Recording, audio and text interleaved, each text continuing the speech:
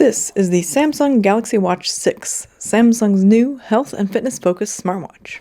My unboxing might look different than yours because I ordered directly from Samsung and I was able to get one of the new fabric bands in place of the default sport band for no extra cost. In addition to the band, we obviously have the Galaxy Watch 6. This is the silver version in the 44mm case size. The only real upgrade to the design of the Galaxy Watch 6 is that the display is larger and the bezels are smaller. Otherwise, it is the same physical design as the Galaxy Watch 5.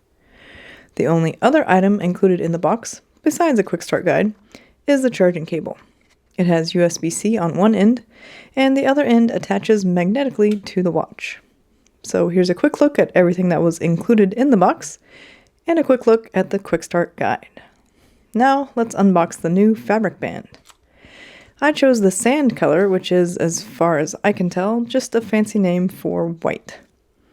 This is the smaller of the two available band sizes, and it is compatible with any watch that uses a standard 20mm watch band.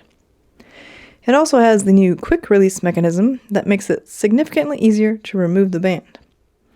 It is slightly slimmer and lighter weight than the default sport band, which is especially great if you want to wear your watch to sleep. The fabric material looks and feels very similar to the Nike Sport Band for the Apple Watch, if you happen to have experience with that band. Here's my first attempt at attaching the band. It's definitely not as easy as other smartwatches with a non-standard watch band attachment method, but it is easier than before. So here's what the Samsung Galaxy Watch 6 44mm in silver looks like with the sand fabric band attached.